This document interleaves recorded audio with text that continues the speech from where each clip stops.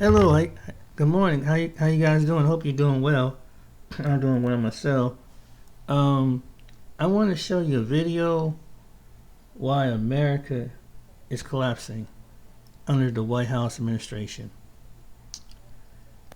And this, we'll start with this video, and I'll come back with my commentary. I'll try not to talk too much, but you're gonna be shocked on why America ain't gonna be the same. And you know what it is because people in the White House like Donald Trump and his administration caused this.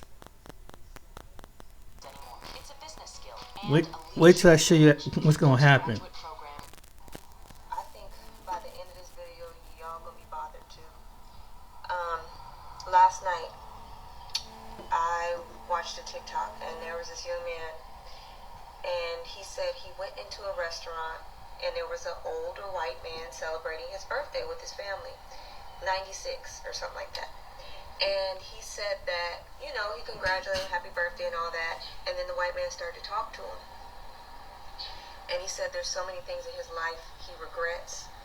And he began to tell him about how he was a firefighter, when he was working.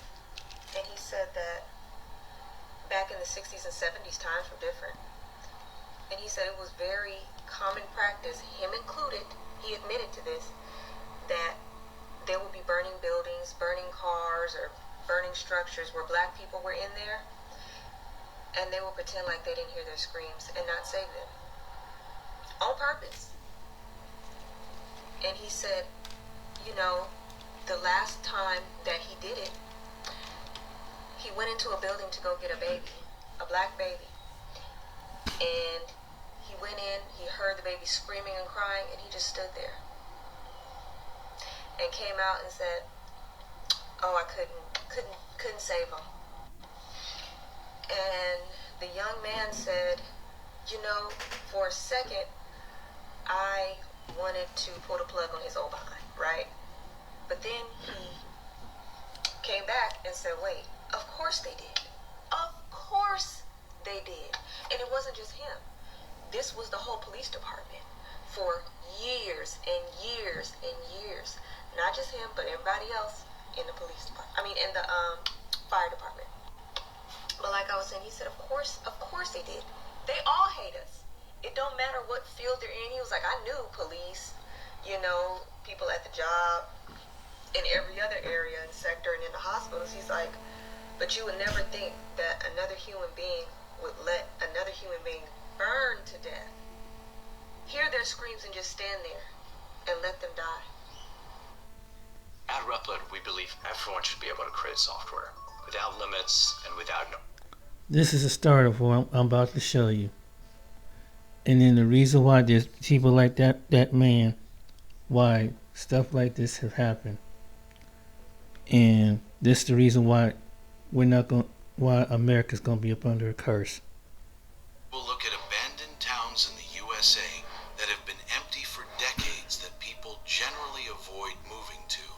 After watching the video, let me know down in the comments which of these towns you would prefer to move to if you get the chance.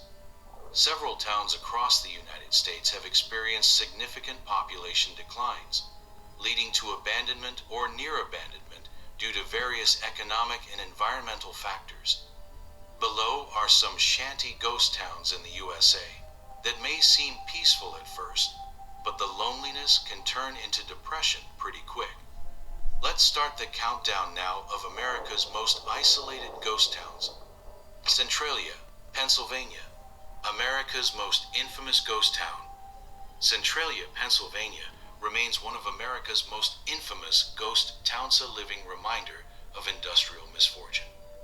Back in 1962, an underground coal mine fire ignited beneath the town, and despite numerous attempts to extinguish or contain it, the fire still burns today.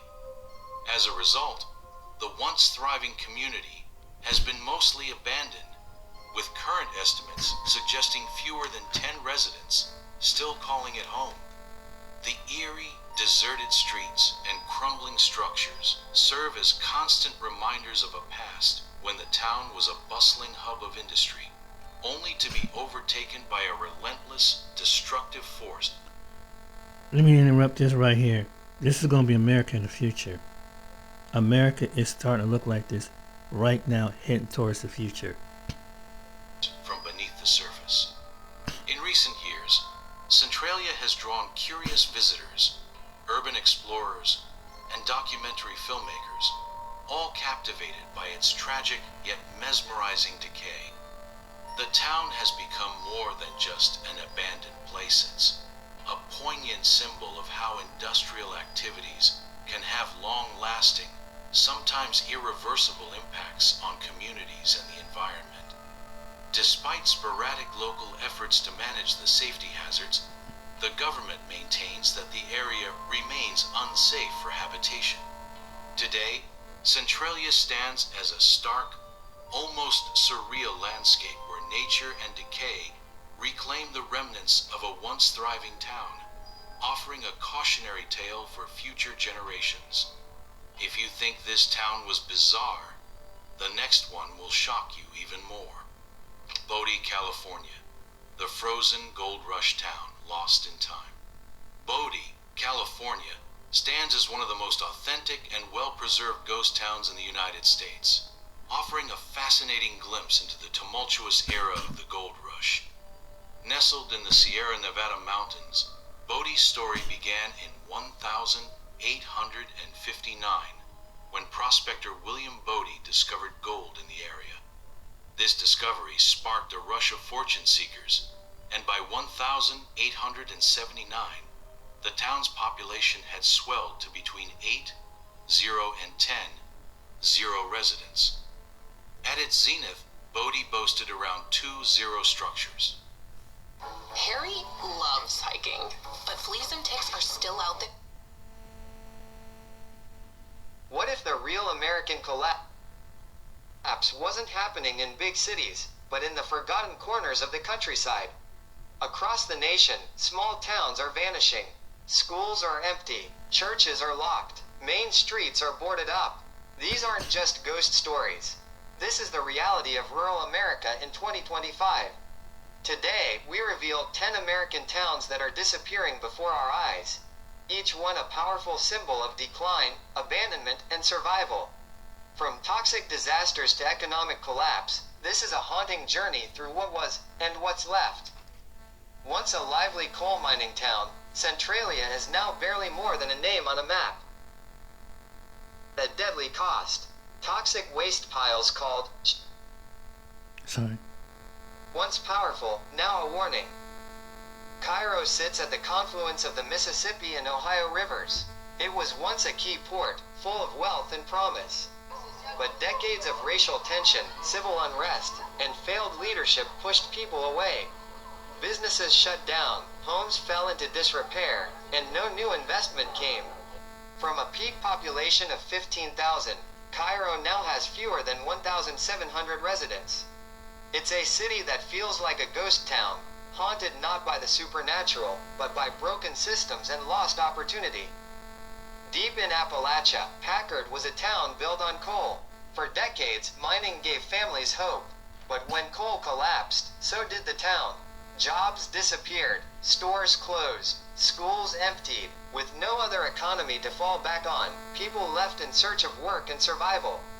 Now, Packard is nearly swallowed by the forest. Nature is reclaiming the place where miners once walked.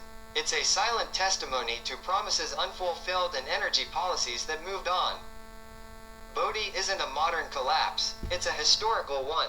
A gold rush boomtown in the 1800s. Yeah, we talked about Goldie. Thurmond is now more museum than town, quiet, surreal, and still standing. Detroit's story is one of both collapse and comeback, but not every part of the city has seen recovery. Entire districts of Detroit are still abandoned, blocks with only 1 or 2 homes, crumbling schools, overgrown lots. Some neighborhoods resemble post-apocalyptic zones.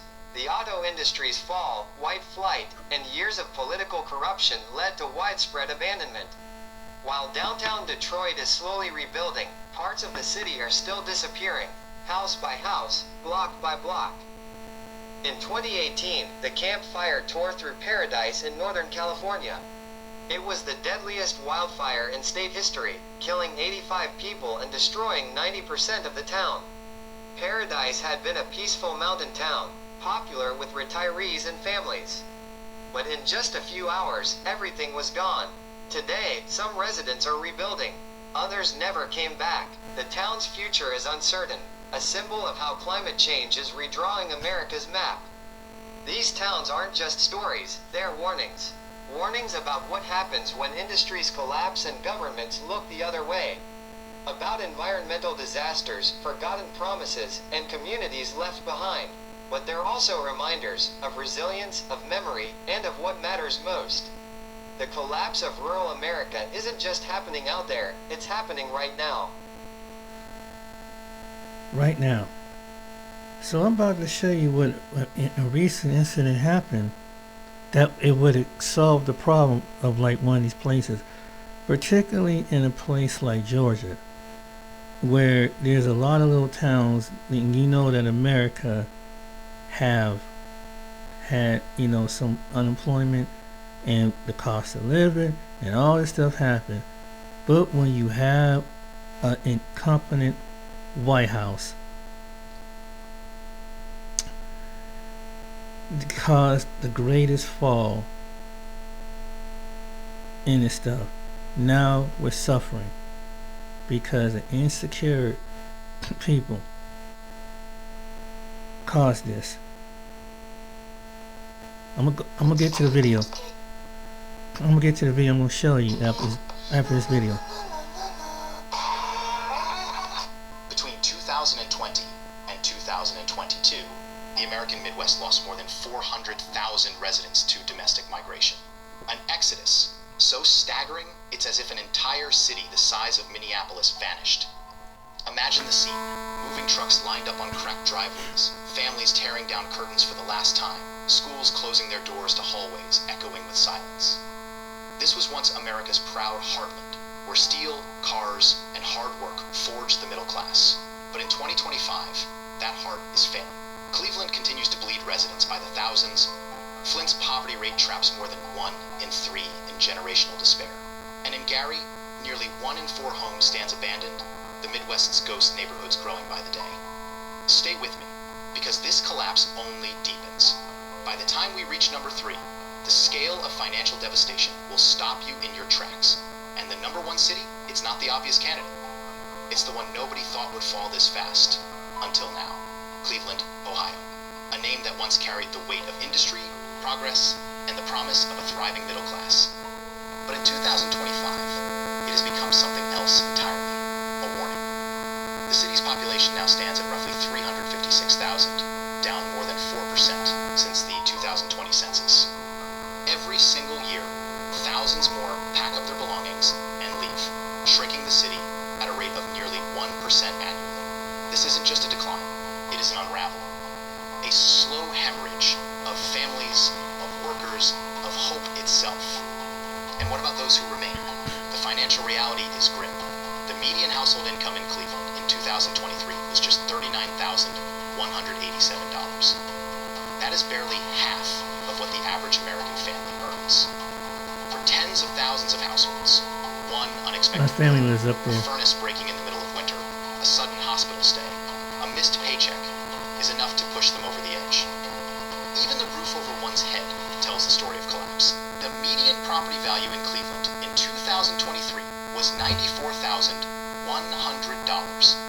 That is barely 1/3 of the national average. Entire neighborhoods are filled with houses that, in booming cities, would be worth 5 times more.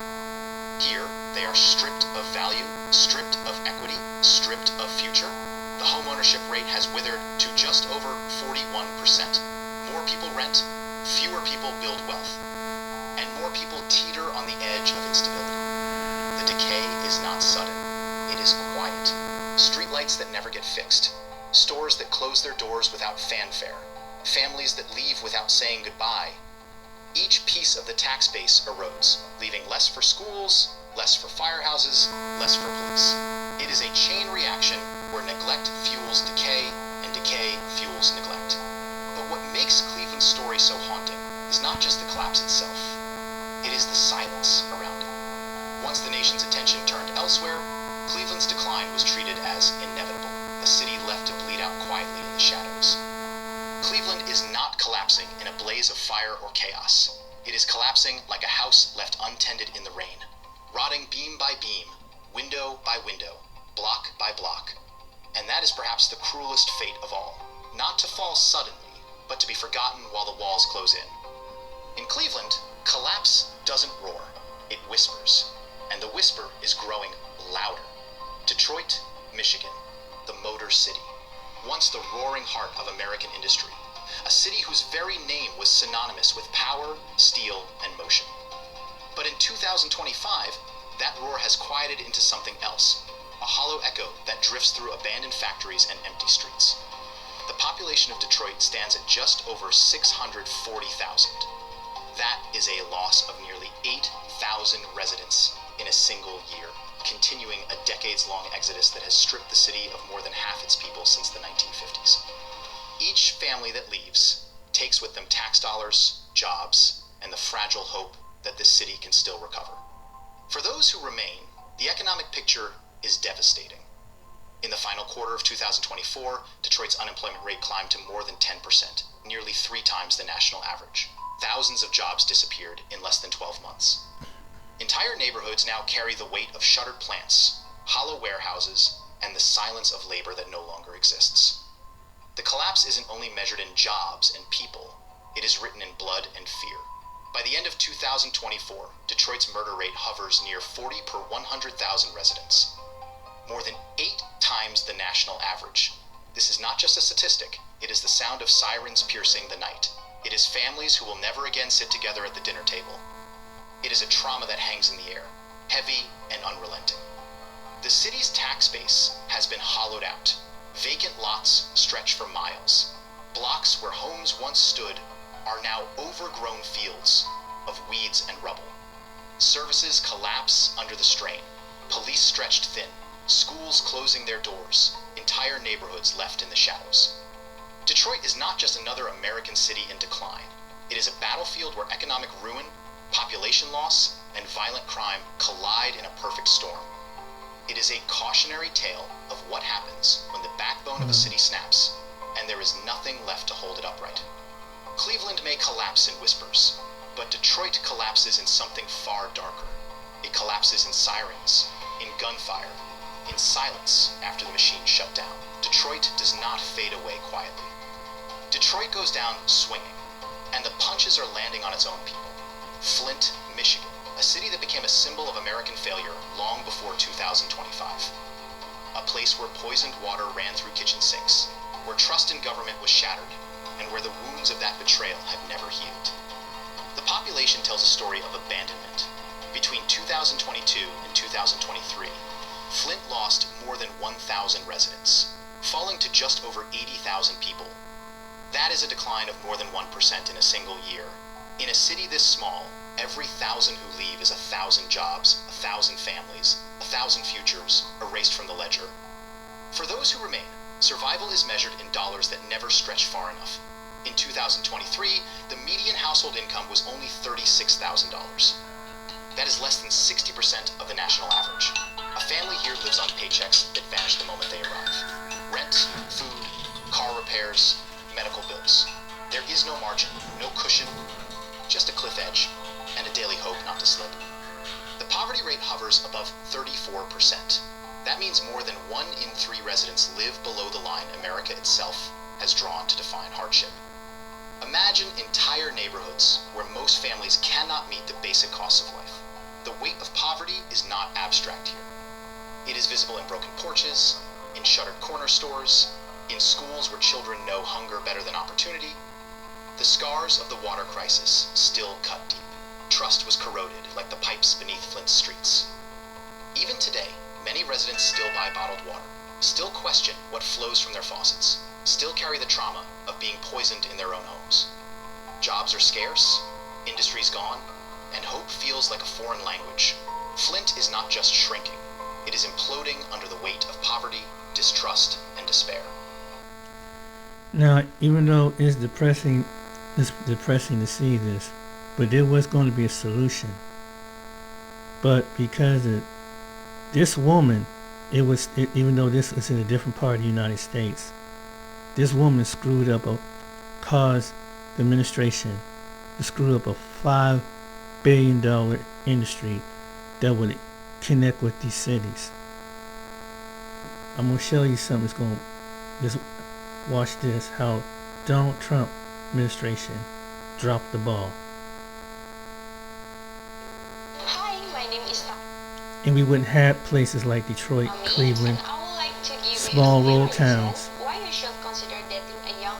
So there were 452 illegals apprehended at the Hyundai mega plant construction site yesterday near Savannah. And I was the one that reported the information that I had to ICE. But it goes beyond just someone working illegally. Let me explain to you. These people are working for slave wages. Some are not getting paid. Some are being trafficked. They send money home to their country. They give money to their handler. They have hardly anything left. They live in homes 5 families deep, have no quality of life. It's modern day slavery.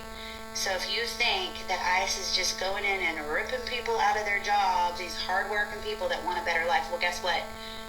Politicians have really screwed these people, because when they came here, they thought they were, hey, the border's open, we're coming in, we're going to get the 5-star treatment, and we can go to the big Walmart, and we can live in a 5-star hotel, and that's just not how it is. It's very bad conditions, very inhumane, and the Biden administration started a humanitarian crisis.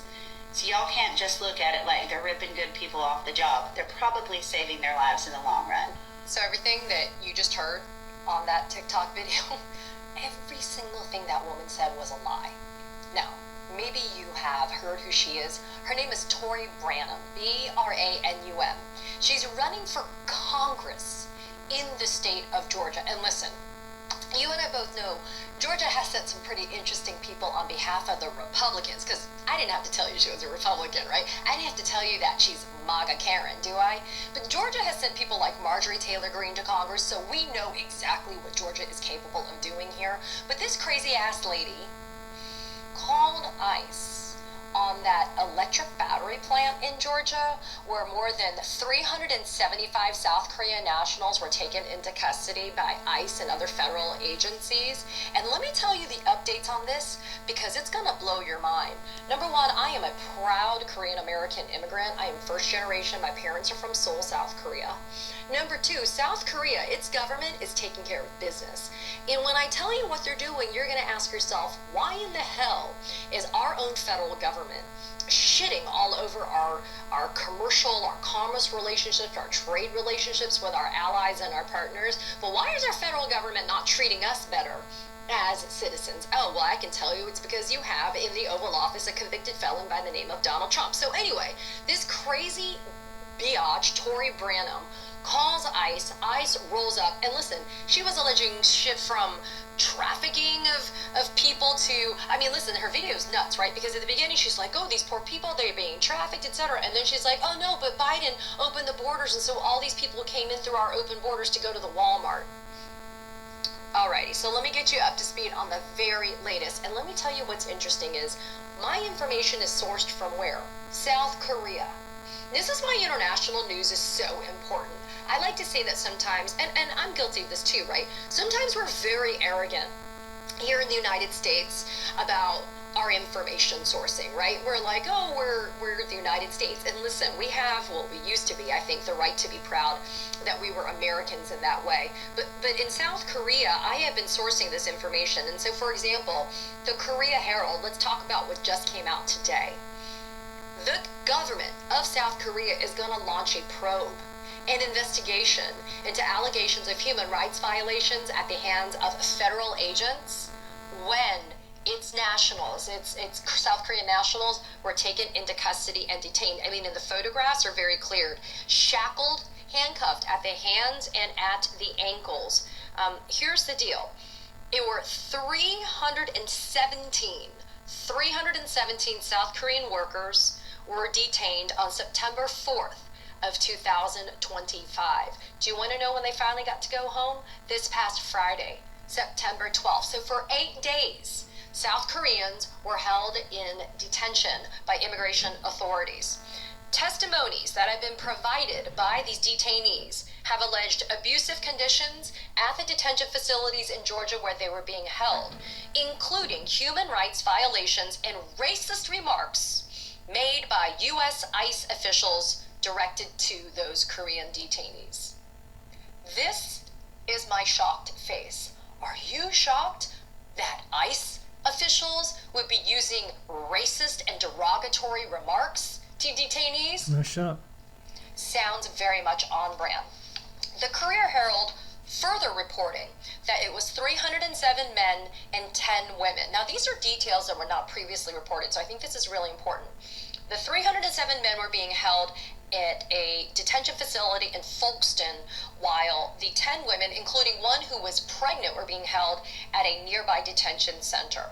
Now, on September 4th, as I've told you, this immigration raid was done, and it was done at an electric vehicle battery plant located in Georgia, and that plant was being built. It's in the process of being built by HLGA Battery Company, a joint venture between Hyundai Motor Group and LG Energy Solutions. So just by way of background, Hyundai, you all know that from cars, etc., but it's more than that, right? It's a major electronics kind of conglomerate and business, but this was the motor kind of side of it. And then LG, you've heard of that too, right? TVs, electronics, etc., another major South Korean conglomerate. So the LG Energy Solution part was in a joint venture agreement with Hyundai Motor Group to be able to do stuff. Okay. So, here's where it goes. Most of the people that were detained, these Koreans that were detained, were here in the United States on a certain type of visa. Now, it's for short-term business that's to be done. It's either the things called a B-1 visa or something called an electronic system for travel authorization permit. So you're not supposed to be coming to be able to work while you're on these visas. But let me tell you why there is a gray area that deals with these types of visas. Number one, not only were people that were legally here working detained, but according to South Korean officials, these are employees of the South Korean companies that are working for these South Korean companies. They received visas to enter the United States as company workers, and they were working in labor under that status. So the companies have to understand what is happening here, and that's part of the reason why they're launching this investigation into these allegations of human rights violations. Now, another sourced South Korean information was from the Korea Times. And the Korea Times says this, that the detainees said that they lived in squalid detention facilities, that the raid not only was terrifying, but they were shackled, handcuffed, they were treated like criminals, and they had guns pointed at them. So the craziest thing happened to me today. I got a psychic reading. I know. And they had guns pointed at them. Again, totally on brand, right, for our federal immigration authorities here in the United States. They clearly, I don't know, are we supposed to get some comfort that they're clearly treating everybody the same damn way? While being transferred, hands and feet were chained. They were held alongside other people who had actually also crossed the border, crossed the border illegally. ICE agents told these detainees, including the South Koreans, sign these documents, didn't give them an explanation of what they were signing, or never informed them of what their rights were. Furthermore, there was no translations done of these documents, and these people, these detainees, were led to believe that if they signed these forms, they would just be let go. That was what they were led to believe. But no, once they signed the forms, they were arrested, and then they were shackled and or tied together with cable ties. So, in these detention centers, personal belongings and phones confiscated as occurs, issued prison uniforms and given identification numbers. Sounds very Nazi-esque, right? Crammed into temporary facilities with moldy mattresses, no heating. Eventually, Eventually, and actually I will say this, it sounds like the South Koreans were treated a little bit better than some of the other detainees we know about. They were later moved to two-person cells with toilets inside the living space, right? With no room for privacy, and the food was so poor they couldn't eat it. Now, how have South Koreans reacted to hearing the news that their nationals were treated this way? South Koreans have had rallies all over this past weekend in South Korea. There was a march that was staged close to the United States Embassy, including slogans that said, "We denounce the United States for arresting and detaining our people, and Trump must apologize." The umbrella labor union called the Korean Federation of Trade Unions says that they held a separate rally near City Hall accusing U.S. immigration authorities of unlawfully detaining Korean workers and also criticizing their government. Oh my gosh, look at that. First Amendment free speech. Criticizing the government of Korea for failing to protect its citizens while yielding to U.S. pressure. Anti-U.S. sentiment growing online with the public voicing very strong criticism of Washington. People are directing blame at Washington, saying that the United States is refusing to issue proper visas because they want to protect its own labor market, but they are pushing ahead with an accelerated construction schedule that leaves these South Korean companies with no choice but to circumvent certain visa rules to send these workers over. Calls have emerged for Korea to scrutinize the status of Americans working in Korea, and this is where it gets rich. One person said, "Let's round up all the Americans teaching English here on tourist visas. Diplomacy should be reciprocal," end quote. Let me tell you something. South Koreans are very vocal about how they feel about American occupation in the country, which I have a distinct opinion. I think that we should always express gratitude to Americans for what they've done to help that country. But when you're getting treated this way, they have pride. Their pride in their country is very, very strong, and they're not going to tolerate Korean nationals being treated badly at the hands of Americans. Let's talk about some more allegations here, right? So, Korean detainees said that they were treated like prisoners of war.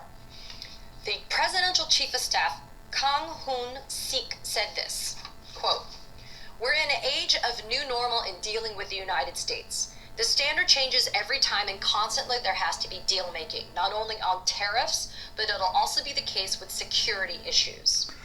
Now remember, these workers, they were building this multi-billion-dollar battery plant, which is crucial for Hyundai's electric vehicle building plans in the United States. So most of the people were either employed directly by LG Energy Solutions or by subcontractors for LG. The South Korean president said to Trump and the administration last week, "Korean businesses will hesitate to make direct investments in the U.S. if these visa issues are not solved quickly." The South Korean president said the following, "Korean businesses that have entered the U.S. are likely in a state of serious bewilderment. This isn't long-term permanent employment, but to establish facilities and equipment for factories. We need technicians to install machinery and equipment. The U.S. doesn't have such personnel, and they will not give visas for our workers to stay and work." Korean workers were led away in chains, and South Koreans are pissed.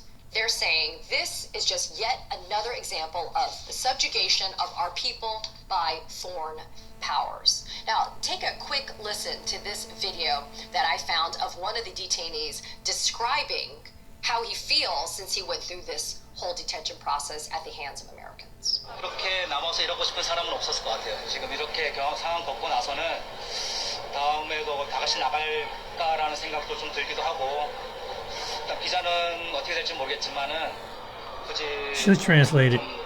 뭐 다시 나가야 될 상황 또 나가야 되겠지만은, 근데 지금 아직은 뭐 생각을 좀 해봐야 돼. I mean, I don't blame him. Whether you need a surety bond to operate your business, manage an estate, or work on a construction project,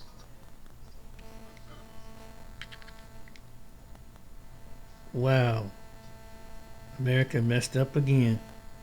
See, this is when we have insecure white males in the White House. Guys, it's becoming abundantly clear that America is broken.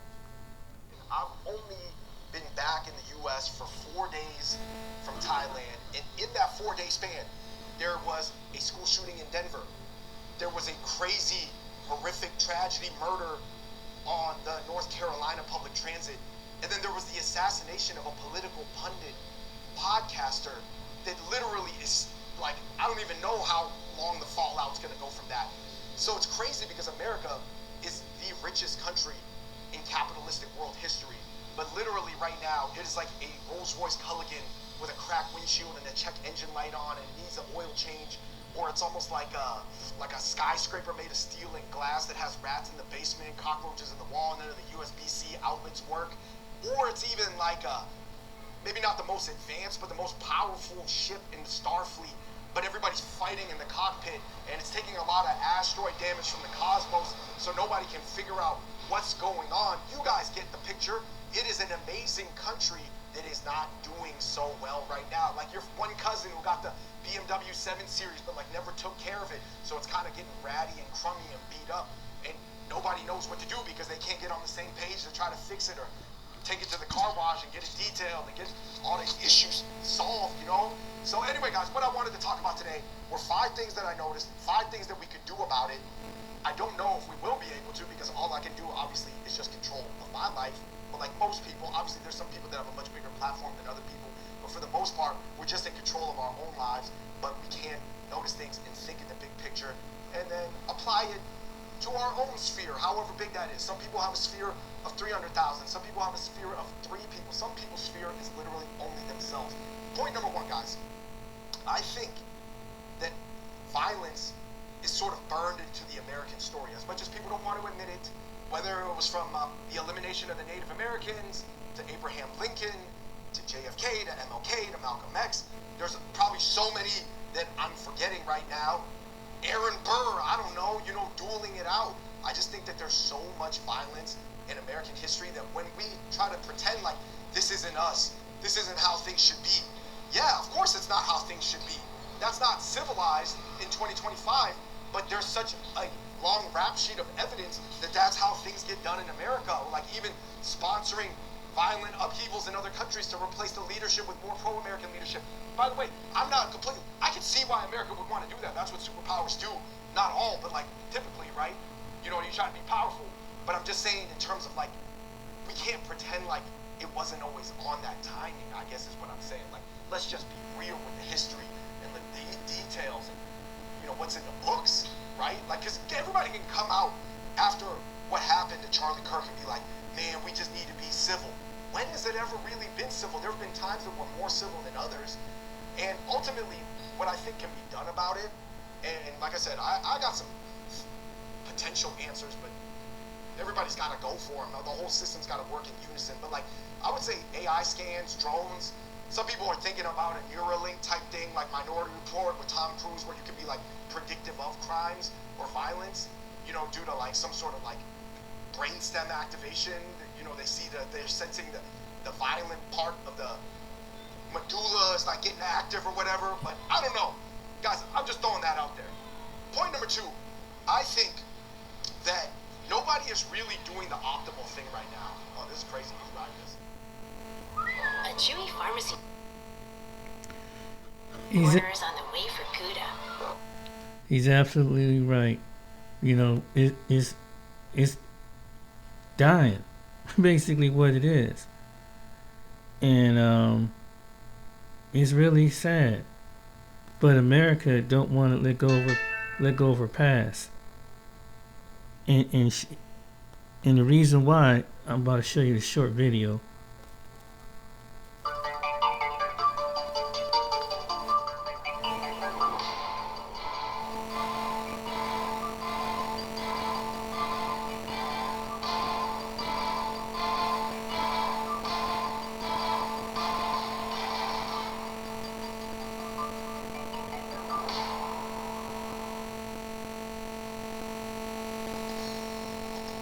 Hello everyone, welcome back to the channel. So I have some very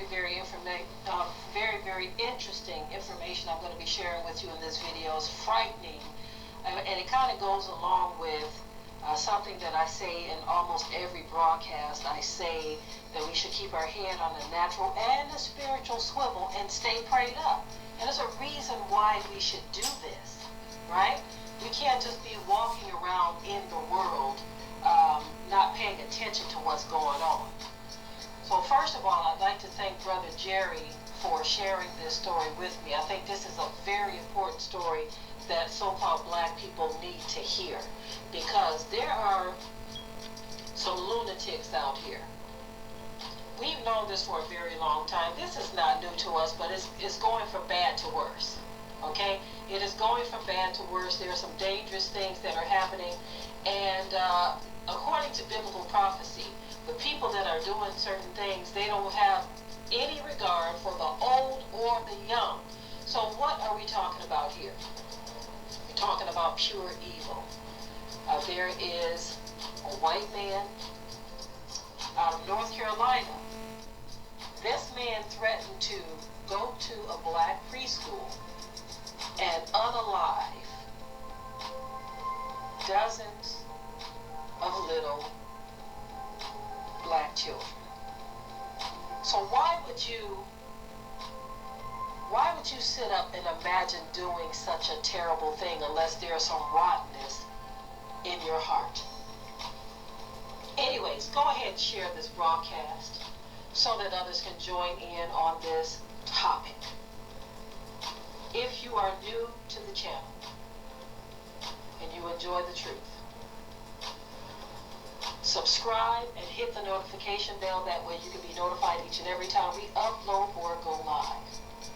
So now, this is terrible. This is why I say that their sins are reaching heaven at this point, because we are sending them up as prayers. We're talking to the Most High about this stuff, and Scripture tells us that the angels take our prayers up to the altar, just like incense, right? And so we've got to keep those prayers coming. We've got to pray that the Most High will judge our enemies. I want you all to listen to the report of this wickedness, this just coldness, this premeditated evil.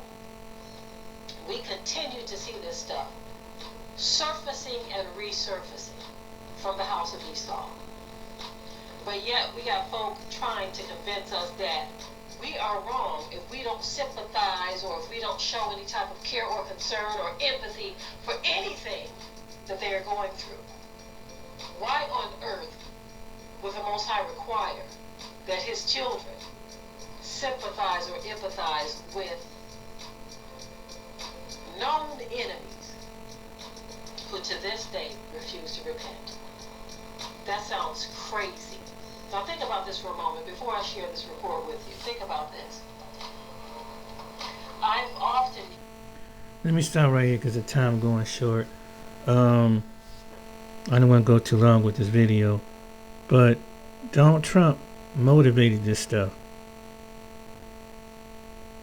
People like Donald Trump, and he is an unapologetic motivated this.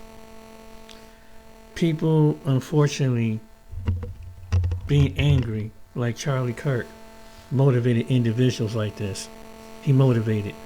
How did he motivate them? Because he started talking about black people. He started talking about Martin Luther King.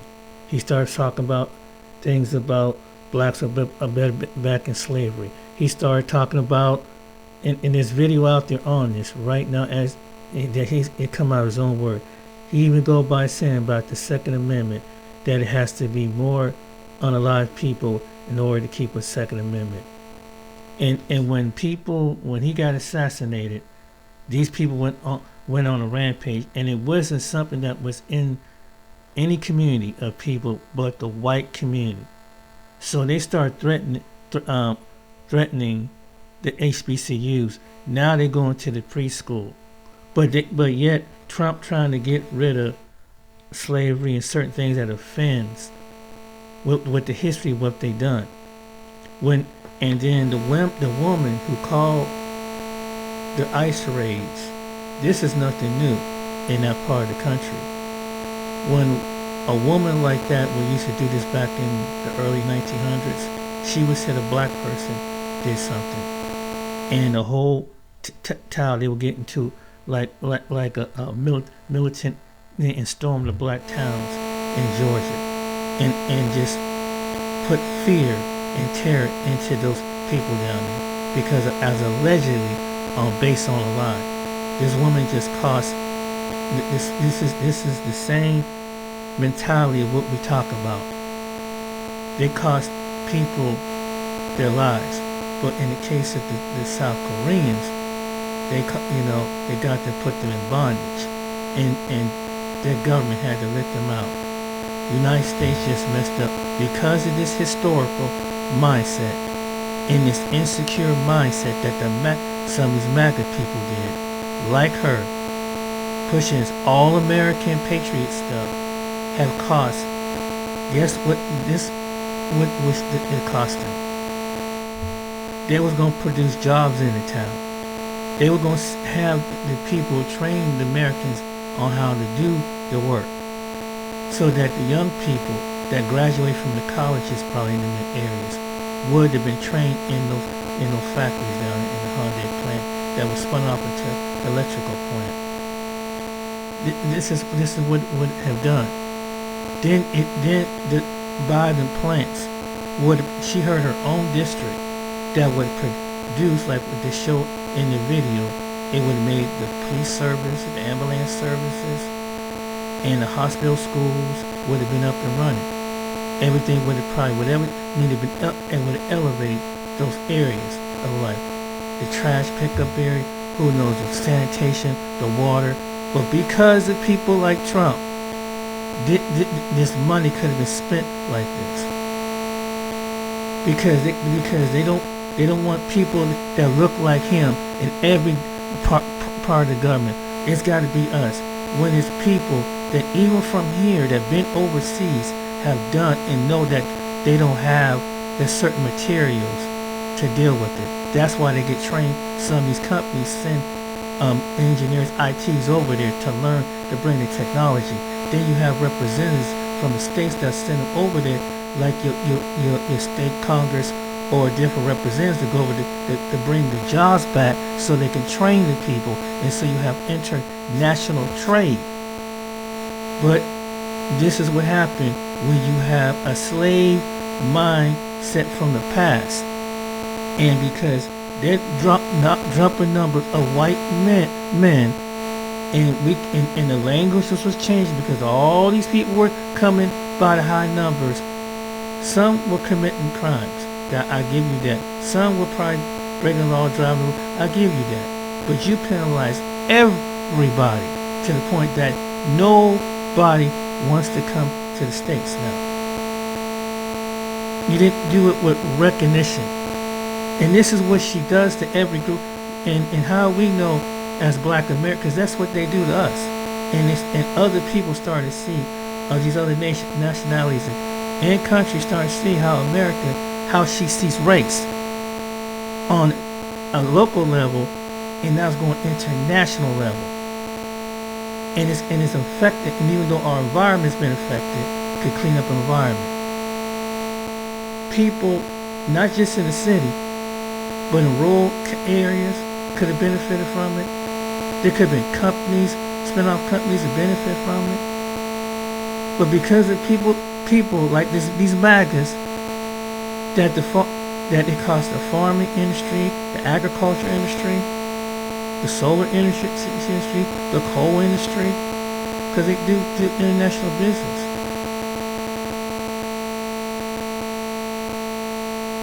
You see how deep level had this gotten to be? The violence, of course the violence is there too. Now it's taking out on some innocent children. They had nothing to do with that. White on white crime had nothing to do with that, but then on my point now, black on black crime. But when it's white on white crime and people don't sympathize, we're going to make them feel the pain. When we're one of the groups of people who always understand that pain from a 450-year experience. But now these other nations, nationalities, is starting to see. They starting to see what's going on. And when I gotta show you the city, that's what some of these towns are going to. Remember I mentioned one bit about Cairo, Illinois? That could have brought that area up, and it would have hit all the neighboring states. It would have hit Kentucky, Missouri, Arkansas. It could have built all that area up. Sundown towns produce ghost towns. because of fear that lead to downfall. So some of the people who are not MAGA, who are palm colored, thank your representatives for that. Just cost you. That's why your towns won't grow, your cities won't grow. It's because of people like the MAGAs. Some people with the MAGA mentality that went overboard with it. Honestly, they didn't keep it in line with it. When they got rid of the people that were helping to help keep the agricultural farms, they had paperwork and stuff like that. Trump didn't listen to it. So now the farmers lost their farms. Who's gonna come back out there and do the farms? Insecure white men have cost this country billions of dollars because they're scared that their race is going to come up with some suggestion. That's what it come down to. It come down to, they said, why is it got it's everything? Because they feel like their numbers are decreasing. So this is what he did that caused a greater magnitude.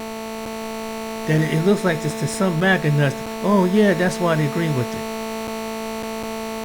But they didn't think that it's going to go to a different level. It's going to affect their fund. Racism keep costing more and more and more.